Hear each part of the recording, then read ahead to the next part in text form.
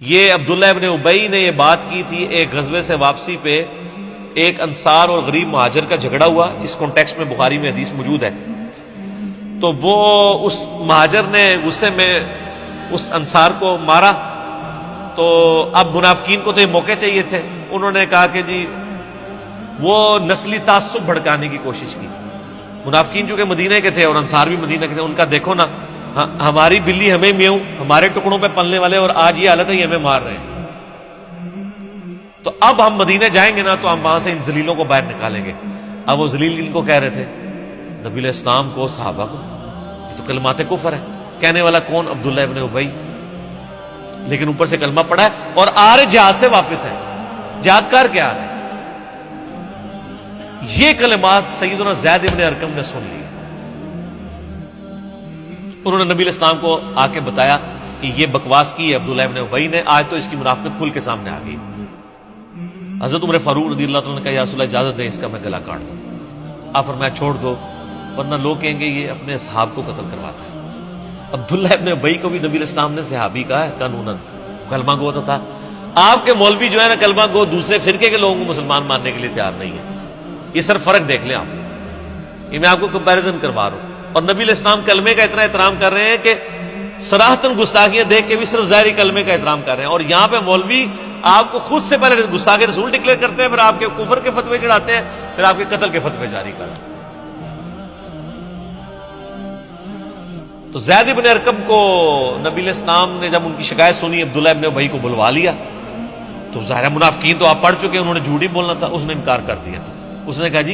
یہ لڑکا جھوٹ بول رہا ہے، منڈے نے جھوٹ مارا ہے، ایسی گل تو ہو سکتا ہے یا رسول اللہ سے کریے۔ تو آپ علیہ السلام نے پھر خاموشی اختیار کر لی۔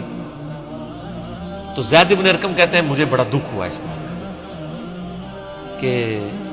میں نے تو خود بات سنی بھی تھی، اور حتیٰ کہ یہ حالت ہوگی کہ صحابہ کرام میں بھی چیمہ کو یہ شروع ہوگی کہ یہ جو ہے لڑکا ہے نا منڈا کھنڈا، یہ لڑائی کرواؤ سی کولوں ہی گال بنا کے، کیونکہ نبی علیہ السلام نے بہانہ جو قبول کر لیا اس کا۔ اب کوئی مطلب وہ ویڈیو ریکارڈنگ تو ہے نہیں تھی، اور علم غیب تو ہے ہی نہیں تھا نا، وہ تو بعد میں پیدا ہوا ہے نا۔ سر علم غیب کے جو جعلی عقیدہ ہے جو بنایا ہوا ہے، ایک تو وہ ہے جو اللہ وحی کے ذریعے بتایا، وہ تو ٹھیک ہے،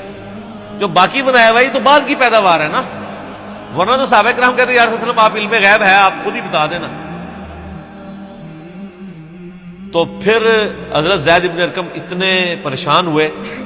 اور پھر اللہ سے دعائیں کر رہے ہیں کہ یا اللہ تو ہی اپنے نبی کو خبر دے دے۔ تو صحیح بخاری میں آتا ہے کہ یہ پھر آیات نازل ہو کہ انہوں نے یہ بات کی ہے، اور سیم وہ جملہ جو عبداللہ ابن ابی نے بولا تھا نا، تو وہ یہی بولا تھا لَإِن رَجَعْنَا إِلَى الْمَدِينَةِ لَيُخْرِجَنَّ الْأَعَزُّ مِنْهَا الْأَذَلَّ۔ پھر تو ظاہر قرآن بچنا تھا، لیکن نبی اسلام فرمایا چھوڑو، درگزر کرو۔ ظاہری طور پہ تو کلمہ پڑھتے ہیں، لیکن زید ابن ارقم جو ہے نا، ان کو ایک تسلی مل گئی کہ اللہ تعالیٰ نے ان کی گواہی دی۔ سر قیامت تک جب یہ آیات پڑھی جائیں گی تو کس کا ذکر ہوگا؟ زید ابن ارقم، سابقون الاولون میں سے، جن کا دار ارقم تھا، جس طرح ہماری اکیڈمی دار ارقم ہے۔ کیونکہ نبی علیہ السلام کو تو بیت اللہ شریف میں دعوت و تبلیغ کا کام نہیں کرنے دیتے تھے نا، وہ تو آپ نے گھر دار ارقم،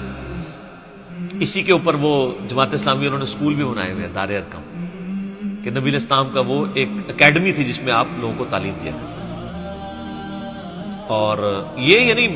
سینئر صحابہ میں سے،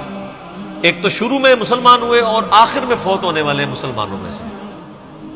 غدیر خم کی حدیث بھی سر زید ابن ارقم نے روایت کی ہے، صحیح مسلم کی، قرآن اور اہل بیت۔ اور جو جامعہ ترمذی میں حدیث ہے کہ پہلا شخص جو اسلام لایا وہ علی ابن ابی طالب ہے، وہ اس حدیث کے راوی بھی زید ابن ارقم ہے۔ ٹھیک ہو گیا۔ اور پھر جنگ صفین کے موقع پہ جب مولا علی نے صحابہ کرام کو کھڑے کر کے غدیر خم کی حدیث سنائی، اور پھر کہا کہ نبی علیہ السلام نے یہ بھی فرمایا تھا کہ من کنت مولہ فہذا علی مولہ، تو 24 صحابہ نے وہاں گواہی دی۔ ایک بندہ کہتا ہے کہ میں وہاں سے اٹھا، اور وہ بندہ اٹھنے والا خود ابو طفیل عامر بن واصلہ صحابی تھے، جو سب سے آخر میں فوت ہوئے 110 ہجری۔ یہ صحابی، ان کے بعد دنیا میں کوئی صحابی نہیں تھا، یہ 100 سال حضور کے بعد زندہ رہے، ابو طفیل عامر بن واثلہ حضرت علی کے شیعہ میں سے تھے، جنگ جمل صفین نہروان میں بھی رہے اور اس جنگوں کے بھی تقریباً 60-70 سال کے بعد فوت ہوئے، اور ان کی حدیثیں نبی علیہ السلام سے بھی ہیں اور حضرت علی علیہ السلام سے بھی ہیں، یعنی ڈائریکٹ، چونکہ یہ کہتے ہیں میں بہت چھوٹا تھا جب میں نے نبی علیہ السلام کو دیکھا تھا، 7-8 سال کا۔ تو ابو طفیل بن عامر بن واثلہ کہتے ہیں میں یعنی اٹھا، یہ میں نے سارے کربلا ریسرچ میں ڈالی ہوئی حدیثیں، سنن نسائی الکبریٰ سے، مسند احمد سے، ابن ابی عاصم کی کتاب السنہ سے۔ تو کہتے ہیں جب میں نے حضرت علی کے بارے میں یہ سنا نا، من کنت مولا فہذا علی مولا، تو غدیر خم پہ تو مطلب یہ موجود نہیں تھے ابو طفیل، تو کہتے ہیں میں وہاں سے اٹھا، میرے دل میں کچھ کلک تھا، تو میں نا زید ابن ارقم کے پاس آیا کہ آپ سینئر صحابی ہیں، آپ بتائیں کیا نبی علیہ السلام نے یہ فرمایا تھا؟ تو زید بن ارقم تو پہلے تیار بیٹھے ہوئے، ان کا مجھے چند باتیں یاد ہیں، ان میں سے یہی ہے کہ آپ علیہ السلام نے خم نبی گاؤں میں ہمیں اپنی وفات سے 1.5-2 مہینے پہلے خطبہ دیتے ہوئے کہا تھا اپنے بعد 2 بھاری چیزیں چھوڑ کے جا رہا ہوں، ان میں سے پہلی چیز اللہ کی کتاب ہے، اس میں ہدایت ہے، اس میں نور ہے،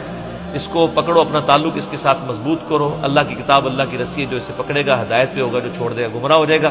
دوسری بھاری چیز میرے اہل بیت ہیں، اور میں تمہیں اللہ کا خوف دلاتا ہوں اہل بیت کے معاملے میں، 3 دفعہ فرمایا۔ اور پھر آپ علیہ السلام نے مولا علی کا ہاتھ وہاں پہ پکڑ کے صحابہ میں یوں بلند کیا اور کہا من کنت مولا فہذا علی مولا ہوں، جس کا مولا میں اس کا مولا علی، اے اللہ اس سے محبت رکھ جو علی سے محبت رکھے، اس سے دشمنی رکھ جو علی سے دشمنی رکھے۔ تو یہ ہے زید بن ارقم۔ مزید کچھ عرض کر دیں زید بن ارقم کے بارے میں؟ اسی حدیث کے کانٹیکسٹ میں نا جو میں بتا رہا ہوں، امام بخاری نا اسی سورت المنافقون کی آیت نمبر 8 جو ہم پڑھ رہے ہیں، اس کے کانٹیکسٹ میں یہ پوری حدیث لے کے آئے کہ زید بن ارقم نے وہ عبداللہ ابن ابی کی بات سن لی تھی، نبی علیہ السلام کو بتایا تو عبداللہ ابن ابی نے جھوٹی قسم کھا لی، پھر آیات نازل ہوئی۔ پھر امام بخاری ساتھ ایک اور حدیث لے کے آئے ہیں، اس میں الفاظ ہیں کہ جب واقعہ ہررا ہوا، یعنی یزید نے چڑھائی کر کے مدینہ شریف کو پامال کیا، کئی صحابہ اور تابعین کو قتل کیا، ان کی عورتوں کے ساتھ برائی والا معاملہ ہوا جو کچھ، کیونکہ شہادت حسین علیہ السلام کے بعد اہل مدینہ نے یزید کی بیعت توڑ دی تھی کہ اب تو کوئی جواز ہی نہیں رہا کہ تم نے یعنی نواس رسول کو قتل کر دیا ہے، ان کے ساتھیوں کو، کہ ہم تمہیں امیر المومنین مانیں۔ پھر یزید نے فوج بھیجی تاکہ اہل مدینہ کو دوبارہ بیعت میں وعدہ کیا جائے، نہیں تو ان کو قتل کیا جائے، اور وہی ہوا، وہ بیعت تو نہیں کی، تو اس نے مدینہ 3 دن کے لیے حلال کیا اپنی فوجوں پہ، انہوں نے جس طرح ظلم کیا، واقعہ ہررا۔ تو بخاری میں وہ حدیث اسی موقع پہ ہے کہ واقعہ ہررا کے موقع پر انس ابن مالک کہتے ہیں کہ میں بڑا غمگین تھا۔ انس ابن مالک کون؟ 93 ہجری میں فوت ہوئے، نبی علیہ السلام کے بعد 82 سال زندہ رہے، اور 10 سال حضور کو وضو کروانے والے، حضور کے بچوں کی جگہ، انس ابن مالک۔ تو انس ابن مالک کہتے ہیں میں بڑا غمگین تھا کہ اتنا مدینہ شریف میں قتل و غارت کروایا ہے یزید نے، تو میں بڑا غمگین تھا، تو مجھے زید ابن ارقم نے ایک خط لکھا، اور اس خط میں انہوں نے لکھا کہ انس ابن مالک آپ کو غمگین ہونے کی ضرورت نہیں ہے، کیا ہمیں حضور نے پہلے نہیں بتایا تھا کہ ہمارے انصار مدینہ کے ساتھ یہ ظلم ہوں گے؟ اور کیا نبی علیہ السلام نے یہ نہیں کہا تھا کہ اے اللہ انصار پر رحم فرما، ان کی اولاد پہ رحم فرما؟ ہمیں تو حضور کی دعاؤں کا حصہ ملا ہوا ہے، انہوں نے اگر ہمارے ساتھ ظلم بھی کیا ہے دنیاوی طور پہ، یعنی اسلام کو غلبہ دلانے والے تو انصار تھے، آج آل امیہ اگر قابض ہو گئی ہے اور انصار کو بیک فٹ پہ کر دیا ہے تو کیا ہوا؟ ہمیں رسول اللہ کی دعائیں ملیں گی۔ تو آپ کو انس ابن مالک یاد نہیں ہے کہ حضور نے ہمارے لیے دعائیں کی ہوئی ہیں؟ تو وہ جب خط انس ابن مالک نے پڑھا نا اور اپنے ساتھیوں کو پڑھ کے سنایا کہ دیکھو مجھے زید ابن ارقم نے خط لکھا ہے تسلی کا، تو پھر انس ابن مالک نے کہا کہ جانتے ہو یہ زید ابن ارقم کون ہے؟ ہائے ہائے ہائے، یہ وہی ہے جس کے بارے میں قرآن میں آیت نازل ہوئی تھی، یقولون لئن رجعنا الى المدینۃ لیخرجن الاعز منها الاذل۔ جب عبداللہ ابن ابی نے جھوٹی قسم کھا لی تھی تو اس شخص کے اللہ تعالیٰ نے توثیق قرآن میں نازل کر دی، یہ اس شخص بندے کا میرے پاس خط آیا ہے۔ انس ابن مالک جیسا بندہ بھی کہہ رہا ہے کہ مجھے زید ابن ارقم کا خط ہے، حالانکہ انس ابن مالک خود کتنی بڑی شخصیت ہے، سبحان اللہ۔